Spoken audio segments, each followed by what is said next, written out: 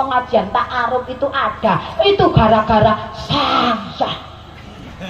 Jejeki negara matang perkara nomor siji nganggo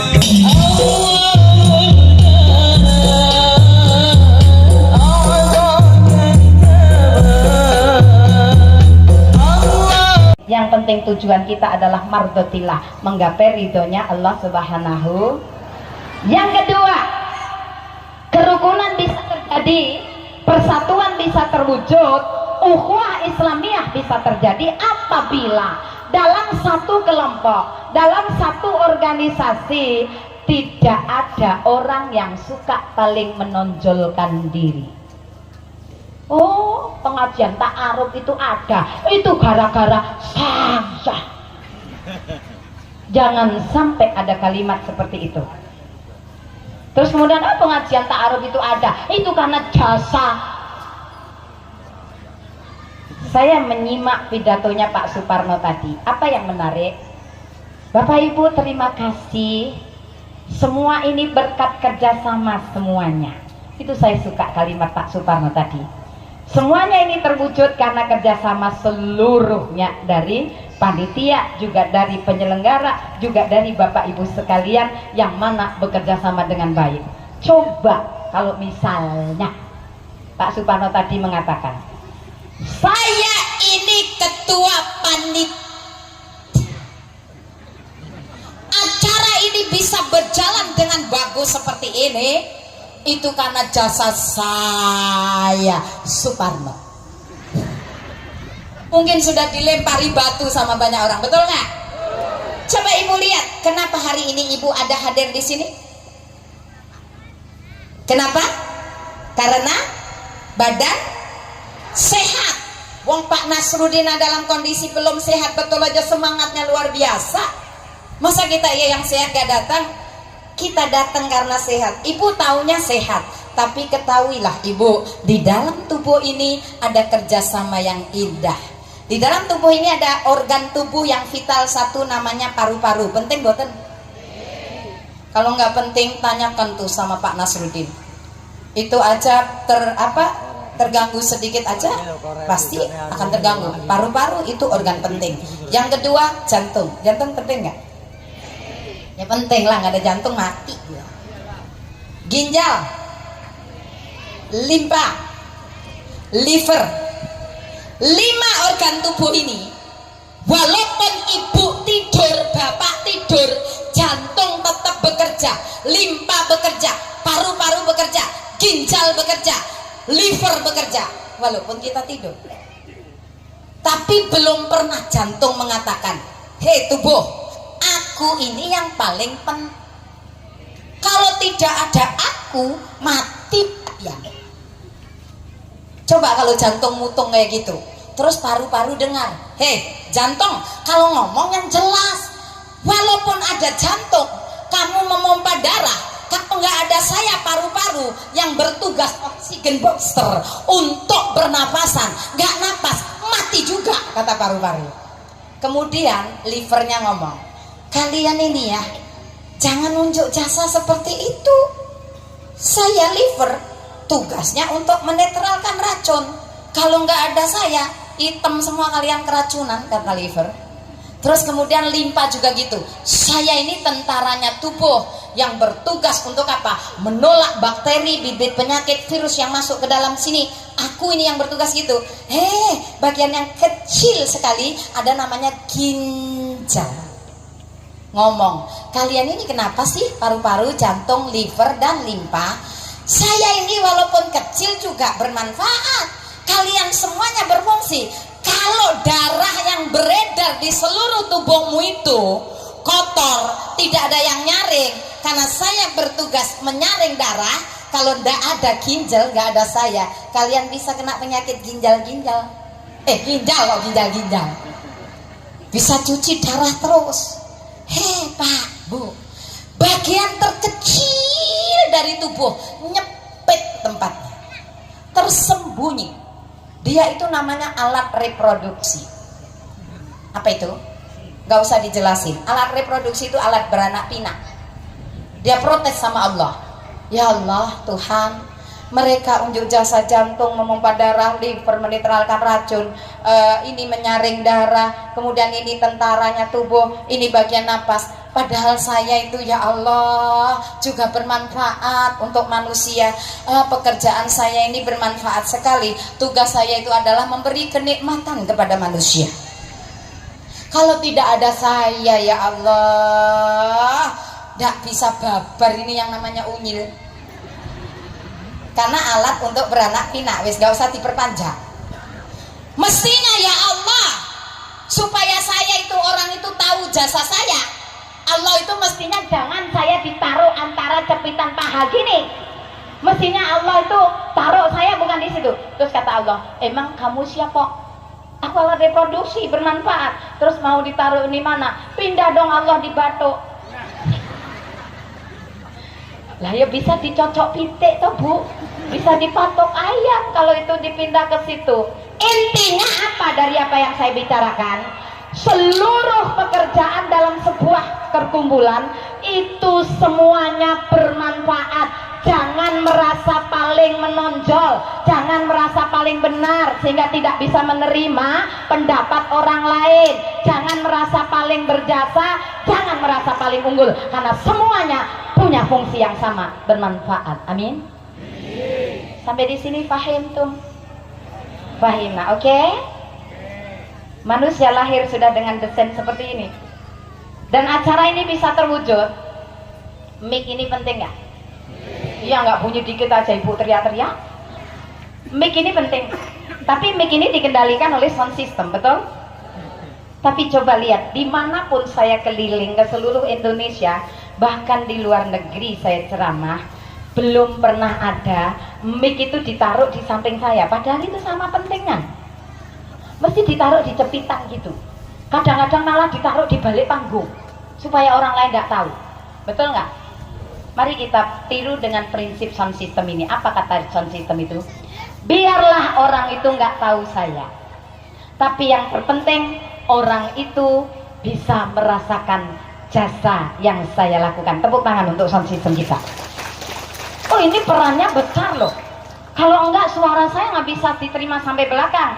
Tapi sound system itu selalu rendah hati, tidak ingin dilihat orang, tapi manfaatnya besar. Begitu juga di dalam organisasi, supaya persatuan dan kesatuan itu bisa terwujud. Jangan merasa apa paling punya andil besar sendiri. Ketua penting, sekretaris penting mencatat-catat, bendahara juga penting, seksi-seksi yang lain juga penting. Itulah supaya apa? Tidak banyak yang saling apa untuk pecah belah. Harus apa? Merasa bagian dari yang lain. Setuju? Yang ketiga, tidak ada sebuah perkumpulan pun bisa terbentuk persatuan kalau di dalamnya tidak ada saling menghormati. Kita ini sama loh kedudukan kita. Yang ada itu menghormati, bukan gila hormat. Yang ada itu menghargai, bukan gila dihargai. Ya ayuhan nas, hei manusia, inna khalaqnakum min dzakari wa unsa. Aku ciptakan kau manusia itu sama. Wa ja'alnakum syu'uban wa qabaila lita'arafu. Aku ciptakan engkau dari berbangsa-bangsa, bersuku-suku. Tujuannya apa? Lita'arafu. Ini namanya aja sudah pengajian ta'aruf. Saling menyatukan diri, saling berkenalan dengan baik, menyatukan sebagai keluarga. Betul? Nah, lita'arafu, saling memahami satu sama lain. Jangan sampai satu merendahkan yang lain. Jangan sampai satu menghina yang lain. Jangan sampai satu itu apa? Melemahkan atau melecehkan yang lain. Menghormati orang lain itu Pak, Bu, maaf, bukan sesuatu hal yang gampang. Tidak segampang membalikkan telapak tangan. Betul? Dengar baik-baik kalimat saya, dengar baik-baik. Kalau yang harus kita hormati itu orang besar, itu perkara kecil. Semua orang bisa melakukannya. Tapi sebaliknya, untuk bisa menghormati orang kecil, demi Allah, itu perlu jiwa besar. Tidak semua orang mampu melakukannya. Betul? Kalau yang datang orang kaya, orang pangkat, mobilnya bagus, mengkilat, kalau menghormati sampai rukuk, sampai sudah lenyap di gang itu loh saya hormat. Ini benar-benar ya pencilang. Terus yang dihormati karena selalu dilakukan begitu, jadi gila hormat. Tapi kalau yang datang itu orang miskin, orang kecil, dianggap orang tidak penting, yang keluar bukan dirinya, anaknya atau pembantunya suruh keluar. Nah, abah ada nak. Apa jawaban anaknya? Abah tadi sudah bilang, kalau sampean yang datang suruh bilang tidak ada. Anaknya yang jujur diajari untuk bohong. Kalau itu yang kita lakukan hanya karena kita tidak mau bertemu dengan orang yang dianggap tidak penting, maka suatu saat karena engkau menanam sebuah kedoliman, maka engkau mengajarkan anakmu untuk bohong, suatu saat engkau yang akan dibohongi oleh anakmu sendiri.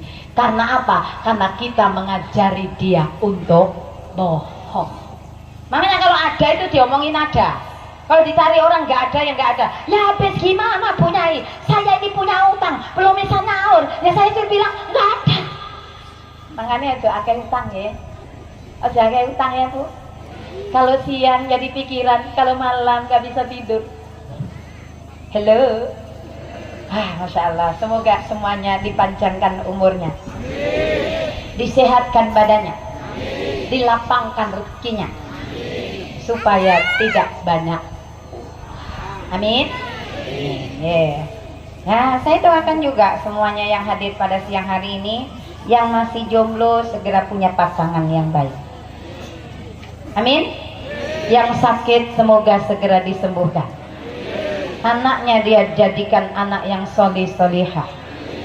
Rezekinya dilapangkan seperti langit dan buminya Allah. Amin. Allahumma. Menghormati orang lain itu hanya mampu dilakukan oleh orang-orang yang punya akhlak. Saya tadi sudah katakan, orang yang akhlaknya bagus mampu menghormati orang lain apa adanya, bukan ada apanya. Oke? Beda apa adanya dengan ada apanya, itu beda. Kalau ada apanya itu punya maksud tertentu, menghormati karena ingin sesuatu. Tapi kalau menghormati apa adanya, tidak ada apa-apa karena memang kewajiban kita untuk menghormati orang lain. Betul? Hanya mampu dilakukan orang yang punya akhlak. Ingat Bapak Ibu, saya kasih tahu, saya Bapak Ibu hari ini hadir, saya anggap semuanya sama. Setuju? Kita ini sama-sama orang kecil. Saya merasa sebagai orang kecil. Saya rakyat jelata. Saya ini kaulo alit. Paham ya kaulo alit itu? Ya orang kecil itu. Bahkan yang lebih nyinyir, orang kecil rakyat biasa itu sering dianggap sebagai orang rendah, Bu. Nggak masalah disebut orang rendah. Dengar baik-baik kalimatan mewah. Masih lebih baik dianggap sebagai orang rendah asal punya akhlak yang tinggi daripada jabatan tinggi tetapi berakhlak rendah dan rusak. Itu yang merusak tatanan di dalam lingkup Indonesia ini. Paham? Indonesia, saya kasih tahu kenapa. Tahun 98 ada peristiwa besar di Indonesia. Betul? Peristiwa apa itu Pak? Masih ingat? Perguliran pimpinan. Pada saat itu terjadi revolusi di Indonesia. Kemudian apa? Terjadi krisis moneter. Ibu-ibu sambat setiap hari. Harga-harga bukan naik tapi berubah harga. Gula lalang, kopi lalang, sembarang lalang. Ya. Maksudnya itu ya gula mahal, kopi mahal, segalanya mahal. Betul atau enggak waktu itu? Tapi apa? Teman saya dari Singapura ngebel, "Hei Tan Mewah, negaramu sekarang lagi kena krisis ya?" "Oh iya." "Terus kenapa Tan Mewah bisa krisis begitu?" Saya tanya balik Pak sama teman saya di Singapura itu. "Menurut kamu kenapa?" Dia bilang begini Pak jawabannya. "Karena Indonesia itu gak banyak orang pintar." Kurang ajar betul jawab. Terus saya jawab gini, "Sok tahu. Indonesia itu bukan kurang orang pinter, Bu. Indonesia itu banyak orang pinter. tapi semoga juga banyak yang benar. Untuk kata pinter tapi kalau nggak bener, mungkin nggak pakai pinter bisa diarahkan bener daripada orang pinter tapi nggak bener. Betul? Betul apa betul? Karena orang pinter yang nggak bener itu bisanya minteri orang lain, memanfaatkan kepinterannya untuk menindas yang lain. Taltul. Ini hati-hati. Hanya orang-orang yang punya akhlak tinggi yang mampu menghargai orang lain. Saya itu bangga loh. Pada saat saya di negeri seberang ya, saya ditanya begini sama orang bule. Where are you from, Mrs? Nah, itu artinya kamu dari mana, Bu? Gitu. Saya jawab dengan penuh kebanggaan, Pak, Bu. I am from Indonesia. Why? Saya dari Indonesia, Tuan. Kenapa? Oh, Indonesia I know. Indonesia saya tahu. Where I live? Kamu tinggal di mana, Bu? Gitu. Saya jawab dengan penuh kebanggaan karena kebetulan saya tinggal.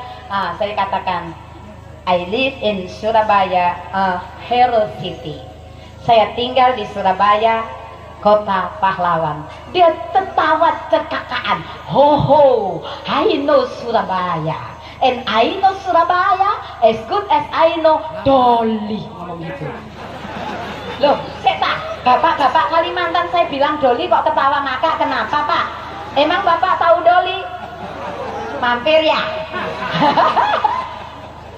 Masya Allah. Jadi saya itu sampai prihatin. Saya itu bangga sebagai anak negeri. Walaupun saya keturunan Cina, Bu, saya ini sudah warga negara Indonesia loh. Saya ini sudah lahir di bumi Indonesia. Saya menikah dengan orang Indonesia. Anak saya itu anak orang Indonesia karena bapaknya orang Indonesia. Saya berjuang di bumi Indonesia. Saya bangga sebagai bangsa Indonesia, itu nasionalis. Betul? Iya, nasionalis bangsa itu bukan diukur dari suku mana engkau berasal, tapi apa? Sebesar mana engkau mampu mempersembahkan yang terbaik untuk negerimu tercinta Indonesia ini. Allahu Akbar. Allahu Akbar.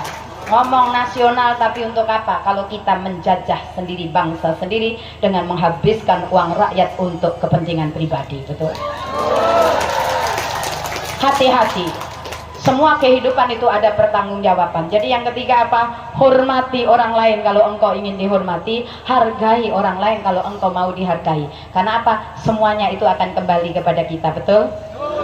Ini ada pepatah Jawa. Nanti kalau nggak ngerti saya artikan yang ora Jawa ya, sing duduk Jawa ya. Becik ketitik Allah ketara. Yang baik akan kelihatan, yang jelek juga akan kelihatan. Barang siapa menanam kebaikan, maka dia akan panen kebaikan. Sebaliknya, ketika seseorang menanam kedoliman, demi Allah, kedoliman itu akan kembali kepada pelakunya sendiri. Maka jangan pernah dolim kepada orang lain. Hormati, hargai sebagai manusia apa adanya. Betul? Allahumma sholli ala Muhammad.